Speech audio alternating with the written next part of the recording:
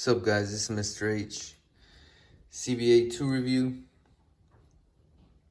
When you're watching this video, make sure you pause the video, work the problem out on your own, and then unpause it. See me work it out, and let's see if we get the same answer. If we do, good job. If we didn't, still good job, because you're actually watching this video. And then if we didn't get the same answer, try to understand where you made the mistake. It's okay to make mistakes as long as you know how to fix them. All right, let's get going. Number one says, actually this is number one, but I got a bunch of number ones in here. But this is just the first one. All right, the table below shows the relationship between the ages of Ron and his brother, Raymond. Circle the equation that best represents Raymond's age in terms of Ron's age. So you got to make sure that you look at your X and your Y. Remember, X is independent quantity and the Y is the dependent quantity. So here's Ron's age. Here's Raymond's age, 1 to 4. Make sure you always look at all the values, okay? 1 to 4, 3 to 6, 7 to 10. So you're trying to figure out how to go from 1 to 4. And here you got two answer choices. 1 to 4, the only way you get that 1 to become a 4. Now, you're probably thinking, why am I going 1 to 4, right? It's always a relationship between X and Y. The relationship is represented by an operation. It's either adding, subtracting, multiplying, or dividing. In this case, you can tell right away. It's either going to be 1 times 4 or 1 plus 3 to give me the 4. Well, if it's 3 plus 4, this should be 7, right? X plus 4, X plus 3, sorry, would give me 4. But with X being 3, would 3 plus 3 give me 6? No. So this is what I'm saying right here. Like, how do I make a jump from 1 to 4? It's either going to be times 4. But would that work for the 3 times 4? Would that give me 6? No. So it's actually plus 3. 1 plus 3 gives you 4. 3 plus 3 gives me 6. 7 plus 3 gives me 10. So the relationship is additive. It's an additive relationship. And if this was on the X and Y,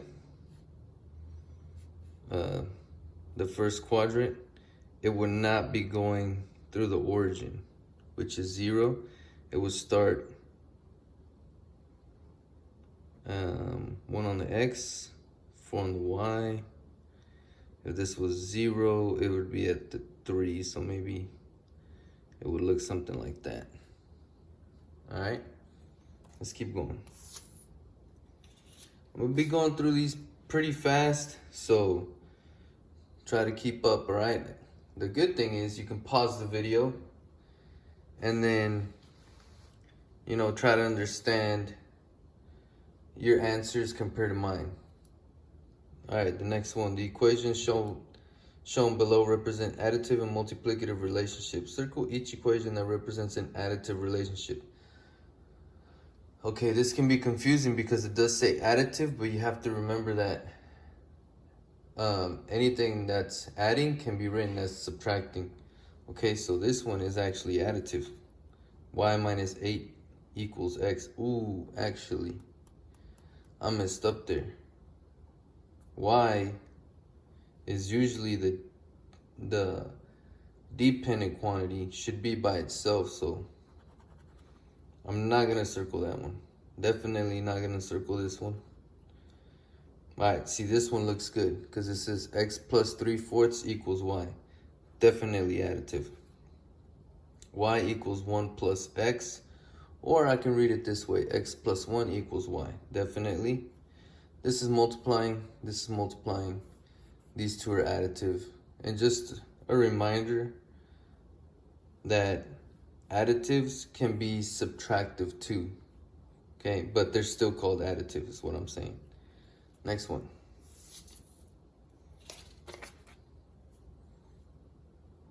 I'm gonna give you a little chance to work it out on your own.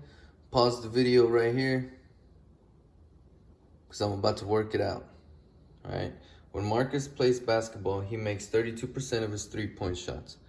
Write a fraction in simplest form that represents the number of three-point shots he misses. Well, he makes 32% of his 3 points. Write a fraction in simplest form that represents the number of three-point shots he misses. This is how much he makes. So if there's 100%, this is how much he makes. I'm trying to find out how much he misses. So borrow 0. That's 10. Borrow, that's 9. That's 10. That's 8. So it's actually 68% of the shots that he makes. That he misses. And then you have to remember that percents always go over 100.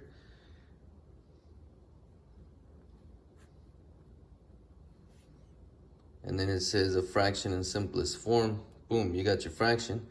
Not in simplest form yet though. I know it's an 8. It's divisible by 2. Hundreds, of course, divisible by 2. I'm gonna scooch this over here. 68 divided by 2 is 34. I can do that mentally, but if you can't, you come out here to the side and do that, all right? 100 divided by 2 is 50. Still can be divisible by 2. Actually, let me write it down here so you can see it a little better. That would be 17. Just to make sure. Yep. 1725. Or 17/25. Alright, this was a multi step. Next.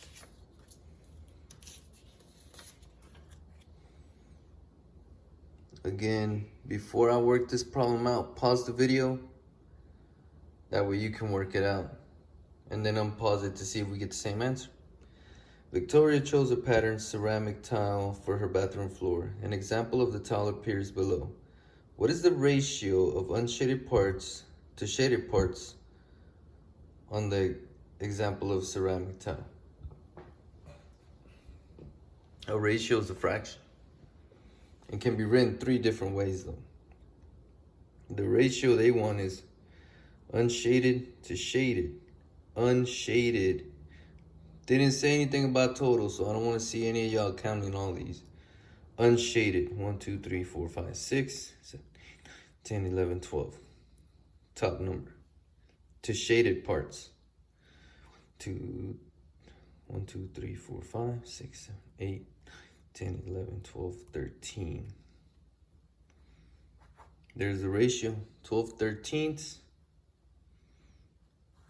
12/13 or 12 unshaded to 13 shaded. The other way you might see it represented is as a decimal, but I'm not gonna do fraction of decimal on this one just to save us some time. Let's keep going. What percent and fraction in simplest form is represented by the grid? All right. I think this is a hundreds grid. I'm gonna make sure though. 1, 2, 3, 4, 5, 6, 7, 8, 9, 10. Yep, 10, 20, 30, 40, 50, 60, 70, 80, 90, 100. Yes. So 40, 1, 2, 3, 4, 5. So this one right here is 45 hundredths. It says it wants it as a fraction and a percent. Percents go over 100. There it is right there. There's your percent. So we're gonna write it as 45%. And then it wants it as a fraction in simplest form. Easy. It ends with a 5, it ends with a 0. They're divisible by 5. 45 divided by 5 is 9. 100 divided by 5 is 20. 9/20ths and 45%. Easy peasy, guys. Let's keep it going.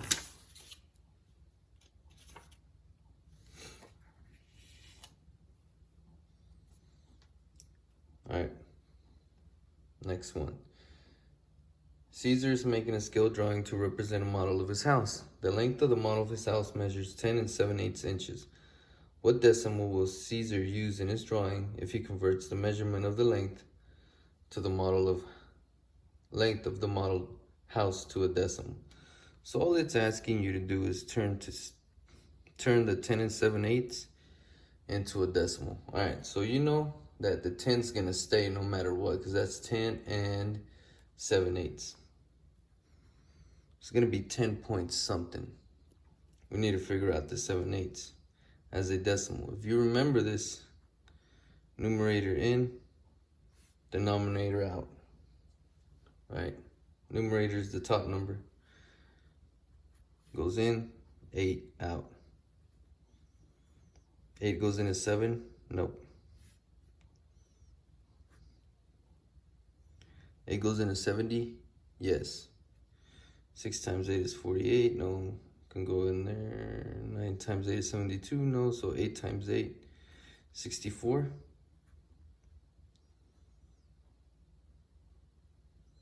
7 times 8, 56.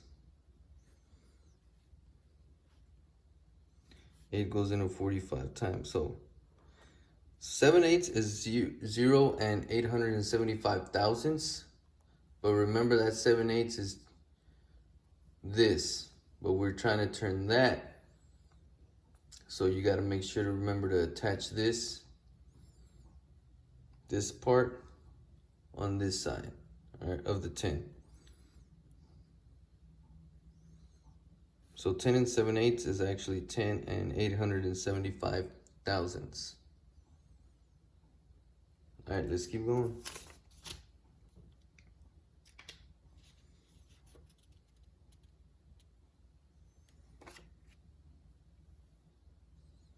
All right, this one's saying the chart below shows the amount of time 4 gamers spend playing video games each day.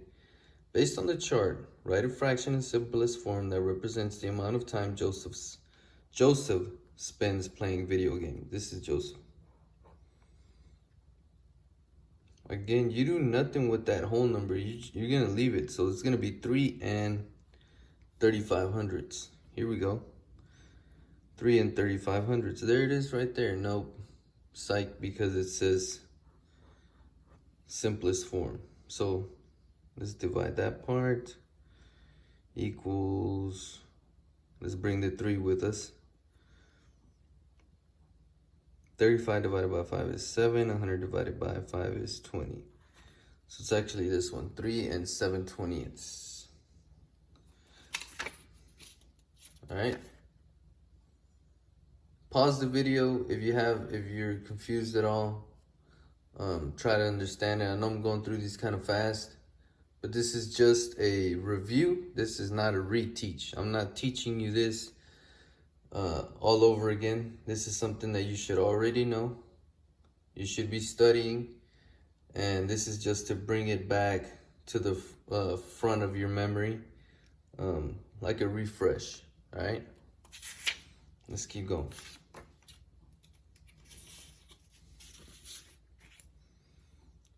Mrs. Thornton surveyed her reading class about their favorite types of books. 6 students choose fantasy books.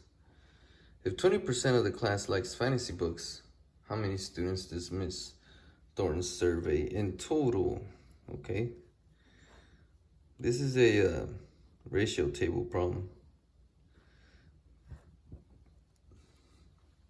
First of all, percents always go over 100, so I'm gonna put that 20 over here, over 100. All right, and then it says 6 students chose fantasy books. 20% of the class likes fantasy books, so it's that those 6 kids represent 20%.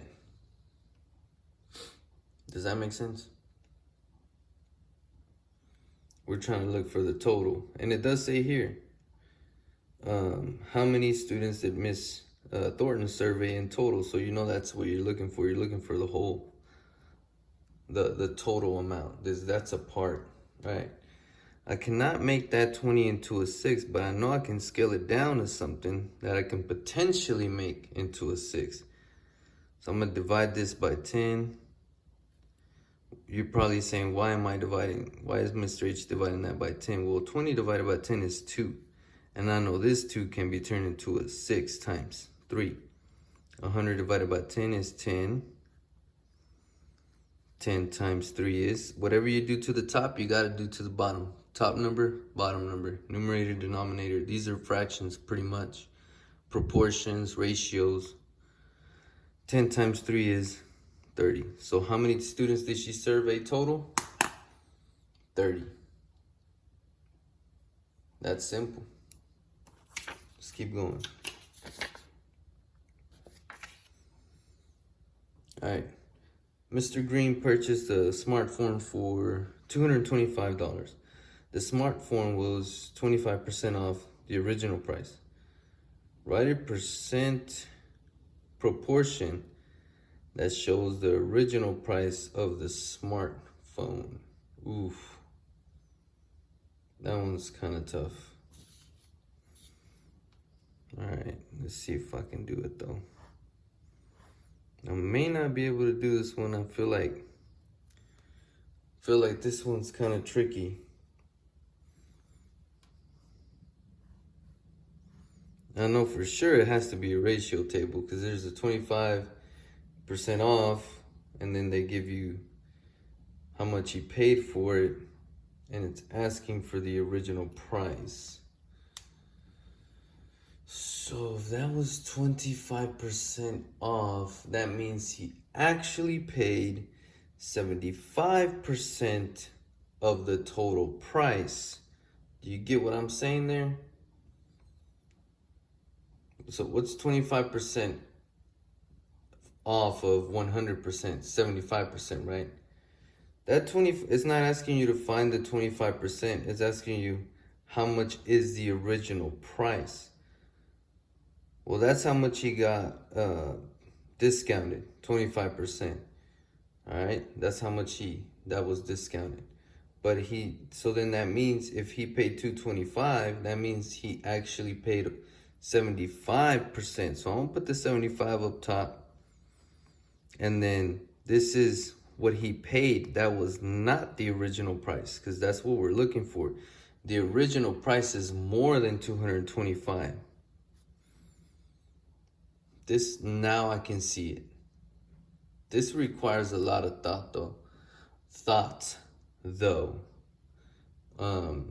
Very heavy problem. Multi-step. You have to reason through your head a lot. Very tricky. This one's tricky. All right. But I know I can, actually, I might be able to jump 75 to 225, but I'm not gonna do that because I don't want to think that much right now. It's kind of late, and this is just an easier thing to do. I'm just gonna scale it down by what was I gonna scale it down by? 5? We can do 5s, or we can do 25, but then that'll give me 3.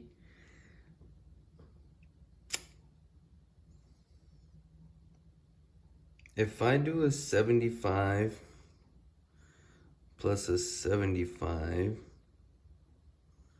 that gives me 150 plus 75.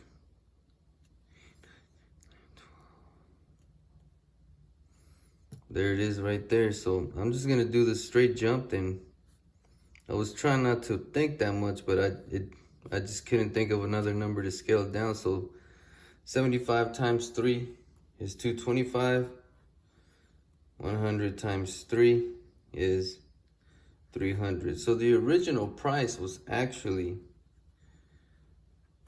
$300. And it makes sense. If he got 25% off the 300, it would be $75.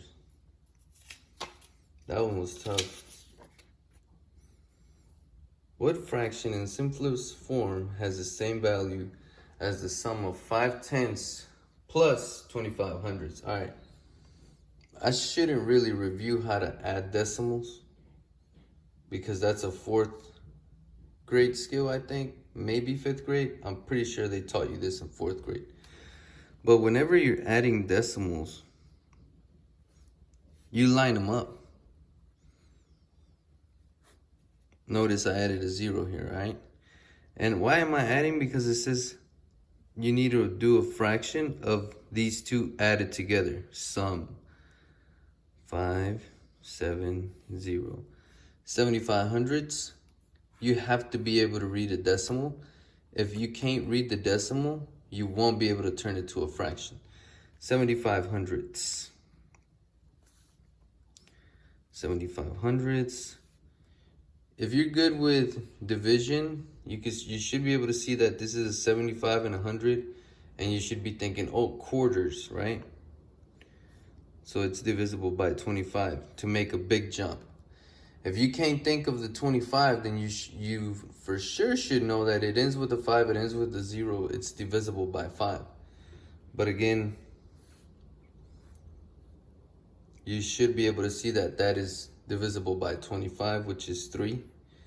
100 divided by 25 is 4. 3/4. That's a benchmark fraction, guys.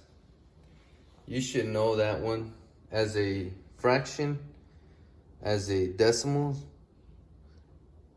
and as a percent. So 3/4 as a percent, you know that percents go over 100. It came from this fraction, so it's actually 75% as well. So this is something that you should know very easily. Should not take you this long.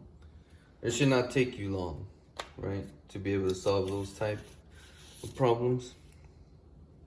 All right, complete the table below by showing the process and the dependent and independent quantities. All right, first of all, X, you should know that that one's the independent. They might also call it input. Y is the dependent. They might call that one the output as well, or the total. Here, hopefully you guys remember, this is called the rule. All right, they're telling you that it's going to be 4 times x minus 1. All you have to do, if they give you the x, you just got to plug it in. 4 times 5 minus 1. Well, what's 4 times 5? 20 minus 1. 4 times 5 is 20 minus 1. 19, right? This one's kind of tricky because they give you the output first. All right, so if you take 1 away from 35, wait, no, why would I be taking away? So, okay, the way you can solve these is just think of a number that you can get close to that, right? 7 times 4 is 28. If I take 1, I'll be at a 27. So it can't be 7 times 4. It has to be greater than 7. 8 times 4 is 32 minus 1. I'm going to do 31. So nope, can't be that one. All right. 9 times 4 is 36. Minus 1 is 35. It is 9. X is 9. All right. You won't have to do this on the star, like fill in blanks like this, but there could be multiple choice. Sorry, on the CBA, there would be multiple choice answers that might have been looking for the X, right? So the other way I was going to tell you could solve it is inverse operation. I might have said that wrong. But instead of subtracting 1 from your output, add 1, which would bump that up to a 36, right? And then 36 divided by 4, boom, gives you 9. Why division? Because the inverse of multiplication is division.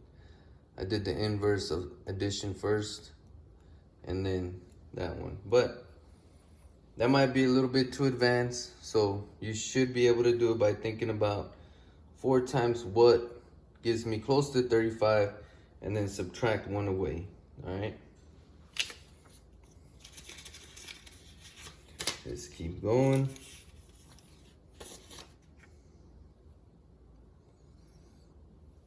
The equation S equals 1/2 times M represents the number of smoothies a blender can produce over a number of minutes. Use the table below to identify the dependent and independent variables. All right.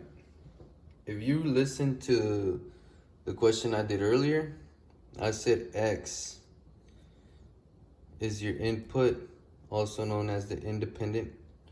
Y is the output, also known as the dependent. It's weird they did this, put the dependent first, which is not this one. Smoothies. This depends on the input, which is minutes. And that's it. That's simple, guys. You will have a question that is this simple, that is just gonna ask you to identify the independent or the dependent quantity, and you just gotta be able to know which one's which. This one's also called the rule. All right. That one was easy.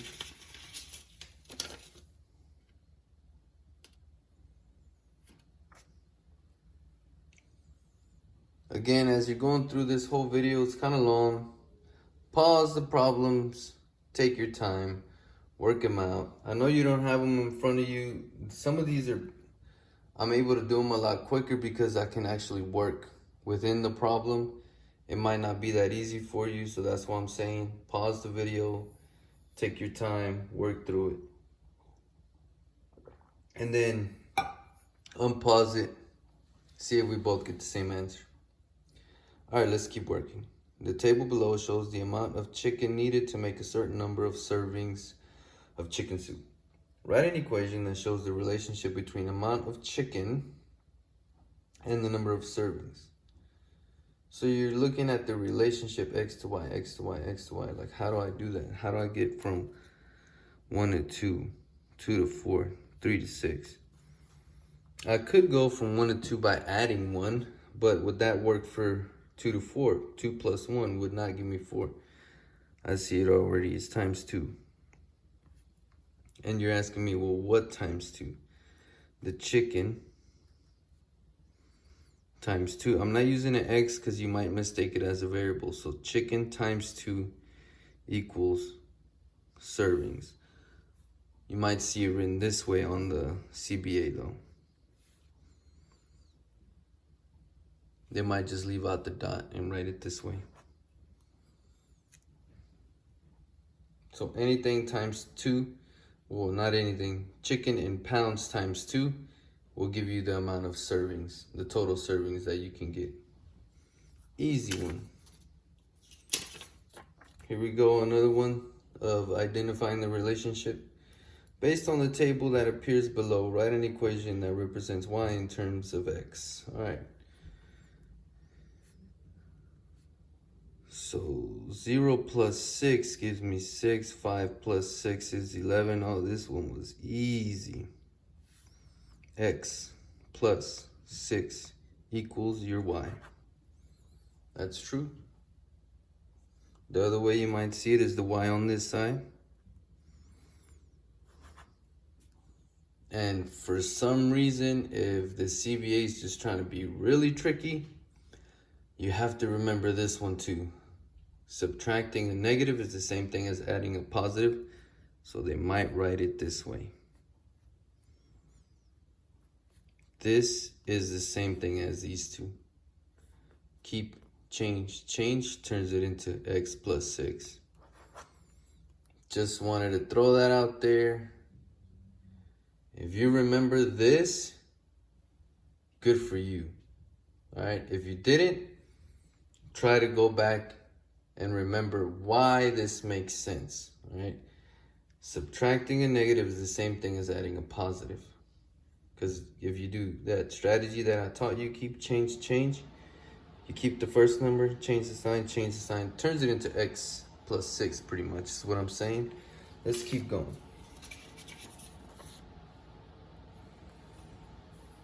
Trey owns X pairs of custom sneakers. He has 3 more pairs of regular sneakers than custom sneakers. Write an equation that represents the number of regular pairs of sneakers Trey owns. All right, this is the one where you're writing an equation. So you want to circle that 3 because that's where you're going to be, because you don't have this in front of you, you would be writing down the 3. And 3 more. 3 more of something means plus 3. That's the operation word. That's the number. And what are we comparing? X pairs of custom sneakers. He has 3 more regular sneakers than that. There it is. That's your equation. Easy peasy. That's from a word 1. Here they want us to write an equation looking at the graph. Write an equation that represents the relationship between values of X and Y coordinates. Hey, if you get one like this, guys, go ahead and draw a ratio table. Label it X and Y. Remember, these are ratios right here. You got 1 and 2, 1 on the X, 2 on the Y, 2 and 4. Hopefully you start seeing the pattern, 3 and 6. Easy. That's times 2, times 2, times 2. What times 2? The X times 2. So you're going to write it as 2 times X equals Y. That's how you might see it.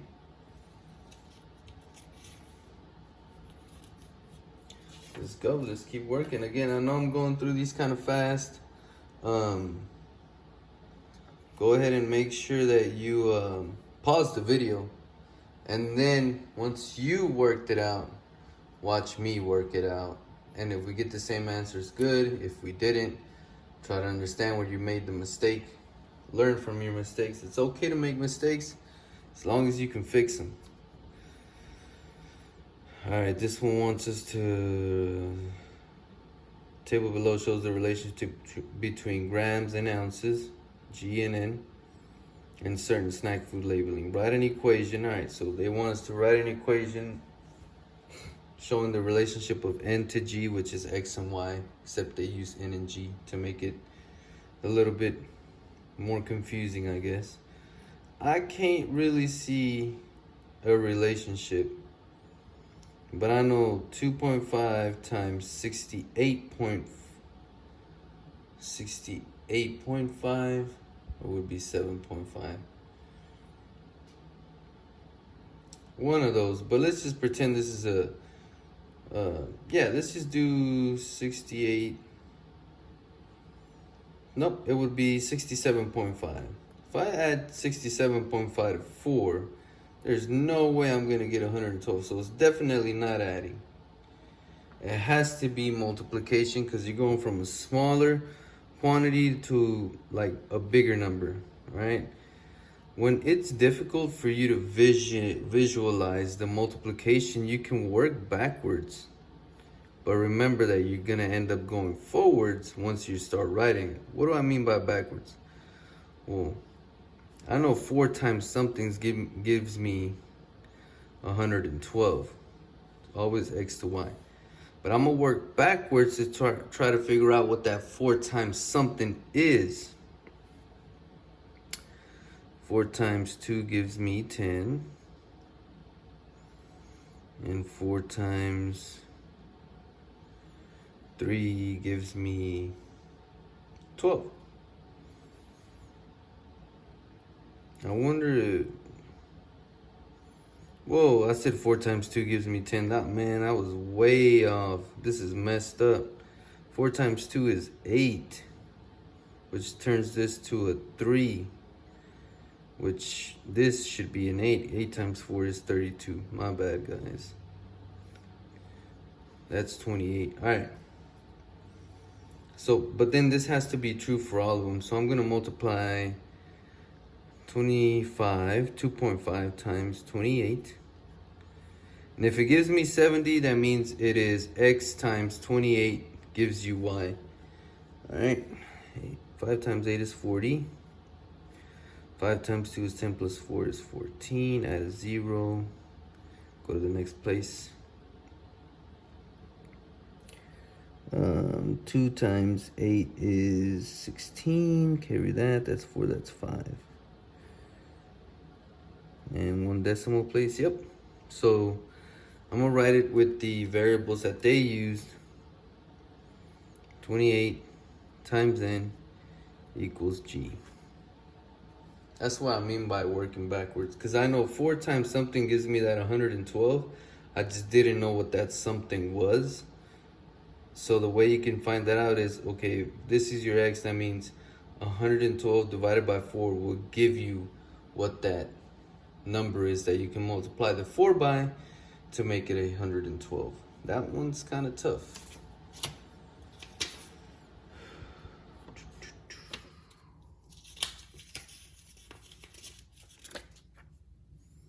Billy thinks that the prime factorization of 72 is 2 to the power of 2 times 3 to the power of 3. John thinks the prime factorization of 72 is 2 to the power of 3 times 3 to the power of 3. Who is correct? All right, there's several ways you can solve this. You can go ahead and multiply those out to see if they equal 72. That's going to take a while. I think the best and most efficient way to be able to solve it is creating your own factor tree. 72 times, like 72. What two factors give me 72? If you know your nines, you know 9 times 8 gives you 72. 8, so that's 2 and 4. Circle that one, because it's prime. Circle, circle. Let's work on the 9 now. 9 has 3 and 3. So it's 2 times 2 times 2 times 3 times 3, or 2 to the power of 3 times 3 to the power of 2. Who was correct? Not John, it was Billy. Billy was correct. Because he wrote it like I wrote it. Because I did the factor tree. Alright, let's keep going.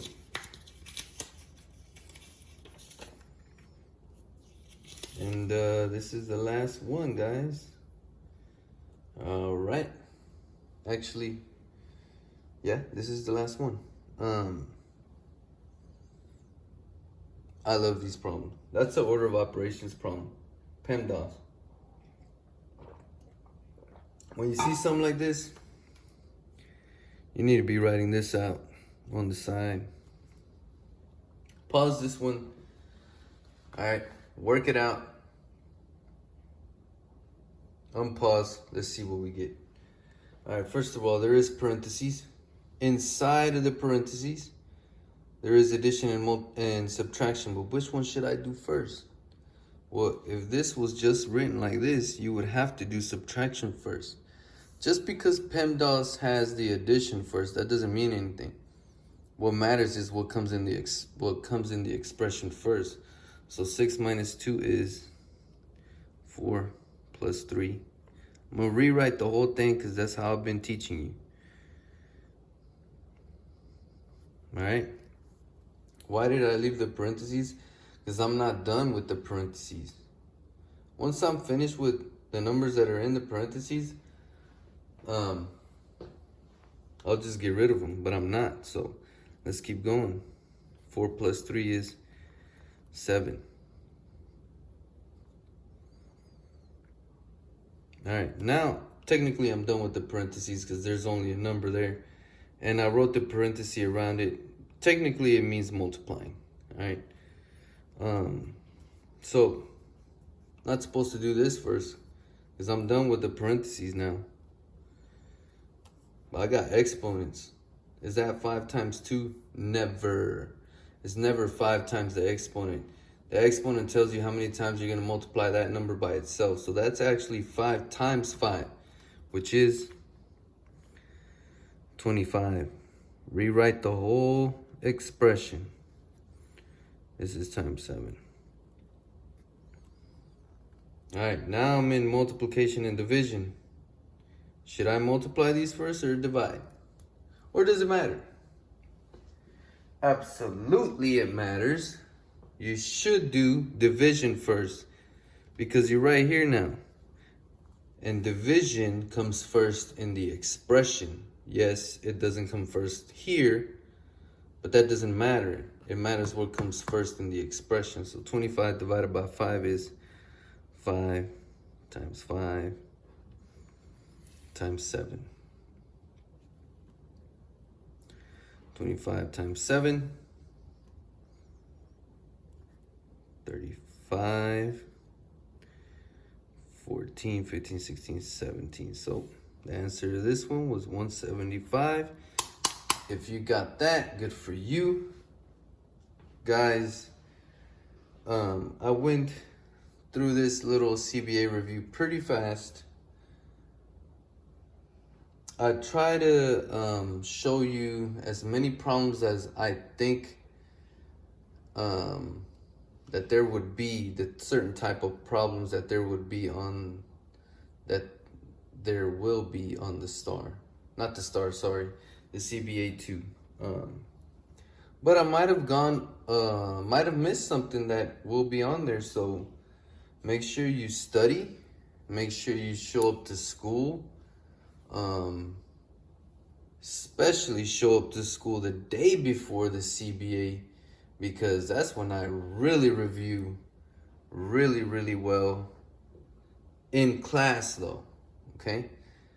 This one was a really good CBA review for YouTube and for class as well, but I just run through these a lot faster, and so this one's actually a lot better for you. If you're at home, you can take your time, you can try to understand where you're